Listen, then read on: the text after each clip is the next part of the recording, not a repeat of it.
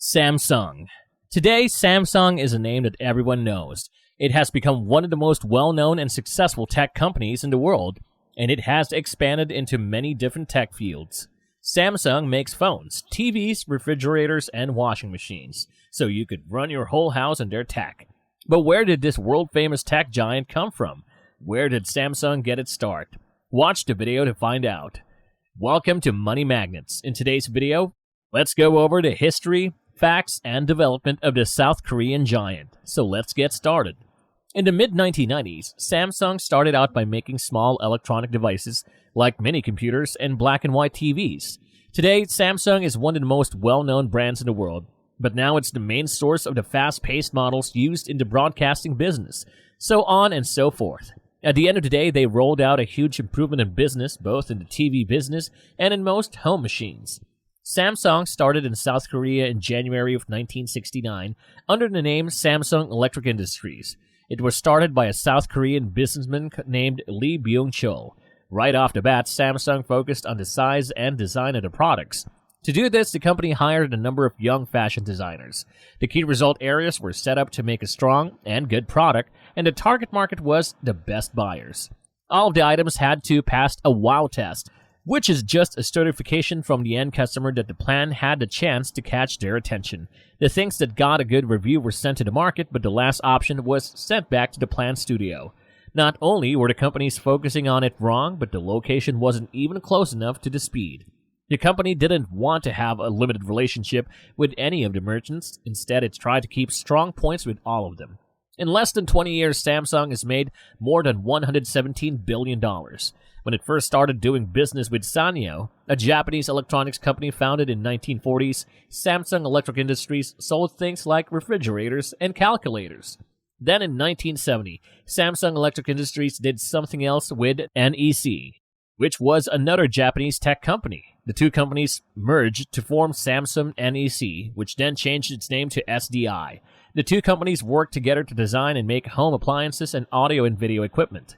But Samsung and Sanyo were still working together, and in 1973 the two companies merged to form Samsung Sanyo Parts.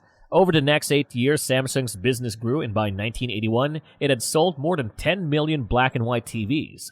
In 1974, the Samsung Group also grew by getting into the market for semiconductors. It did this by buying Korea Semiconductor, a failing company that was about to file for bankruptcy at the time. This led to the founding of Samsung Semiconductor and Communication in the end. In 1985, Samsung also started a company called Samsung Data Systems, which is now called Samsung SDS. This company helped businesses meet their ever-growing needs for new systems. It was safe to say that Samsung was doing well at this point. Samsung is known for making great smartphones these days, but that wasn't always the case. In the 1980s, Samsung started to look into the cell phone business. In 1988, it sold its first cell phone in South Korea, but Samsung didn't get the sales it wanted because Motorola, a company that has been in the market since 1928, already had 60% of the Korean mobile phone market. At the time, Samsung could only get 10% of the market, and Samsung had this problem for a number of years, and some of its products were known for not working well or being of poor quality. People say that because of these problems, company management often thought about leaving the cell phone market. Even though Samsung isn't the only company to have had trouble in the mobile phone business, companies like LG and Amazon have failed completely in this field. It is one of the few to have exceeded expectations and reached the top of the market. This was only possible because of one important choice. It was not until 1995, a few years after Samsung's first cell phone came out, did it become clear that the company needed a new business plan for the future. This change was started by Lee Kun-hee, who is the head of Samsung Electric Industries. It was decided that the company would focus more on new and modern tech instead of the less popular and successful products that were selling at the time. The company stopped making these kinds of products and put its money into new technologies. In the first few years of the 21st century, Samsung kept growing and expanding as a tech company. Eventually, it passed its competitor Sony to become the 20th largest consumer company in the world. It also kept its spot as the most popular brand of consumer goods overall. Samsung made its first smartphone, the Samsung Galaxy S, which came out in June 2010. People liked the new phone and compared it to other successful Android-powered phones like the Nexus One and the HTC Desire. The Super AMOLED screen on the Galaxy S was praised by both critics and the news media. However, some people didn't like that it didn't have good GPS features and that its performance got worse over time. Since the Galaxy S came out, Samsung has made a lot of smartphones, and each one is better than the last one in terms of system updates and specs. Some products like the Galaxy Note Edge were very popular and did very well. When it came out in 2014, the Galaxy Note Edge stood out because its screen edges were curved. Since the first Edge came out, many phones like the Galaxy S8 and S9 have used this curved screen technology. At the time, the phone was more of an idea than a real product, but it was still widely available and used as a model for other phones.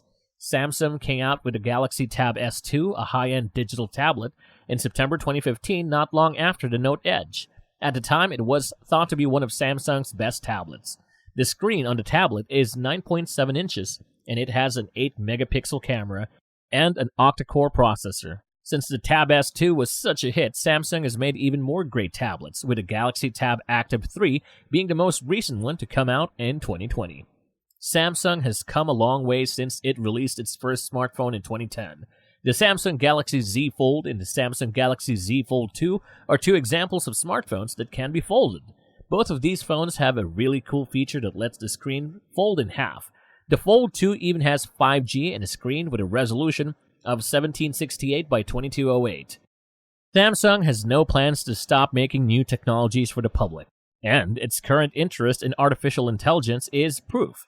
Bixby, Samsung's built-in AI system, has made its debut in the Galaxy S8, already gives users an AI experience that works a lot like Siri does on Apple devices. But Samsung is now going deeper into AI in an effort to make AI a part of people's everyday lives. Samsung has said that it is now using AI to focus on how users feel and what they can get out of it.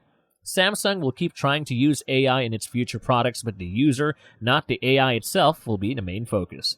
With the way the tech industry is always changing, there's no doubt that Samsung will continue to make new products for people all over the world.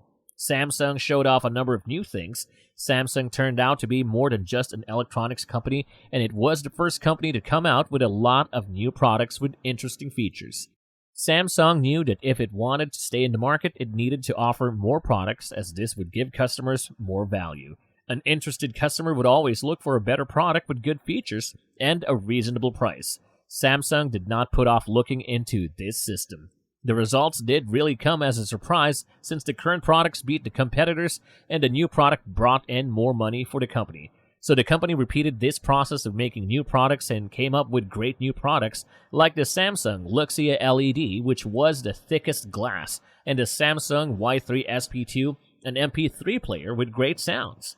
All of the items were sent out to show how the business model had changed. The EcoFit screen was mostly planned so the shopper felt like it was floating in the air, in the same way the MP3 player was made so easy to use that even a grandma could do it. From that point on, Samsung was no longer a company that only made small devices. Instead, it became a leader in the business. The universal models turned out to be a clear advantage for the company, which gave the company twice as much money, but the market was so competitive that the other phones couldn't compete with the top Galaxy model, which had an e-book reader and a better camera than the other phones. Samsung had never used a method of location that could be seen as a reason for going to be the most remote town. Samsung, which is the world leader in electronics, is always working to improve. Every company goes through a stage of growth, and Samsung has reached that point. We all know that each thing has to go through 4 stages called presentation, development, and decline. Who knows what kind of cool new technologies Samsung will add to its products in the next few years. All we know is that we'll be here to talk about it. And that's it for today's video, guys. Be sure to hit that subscribe button to get the latest updates about the freshest and interesting content that we keep posting. And I'll see you guys next time.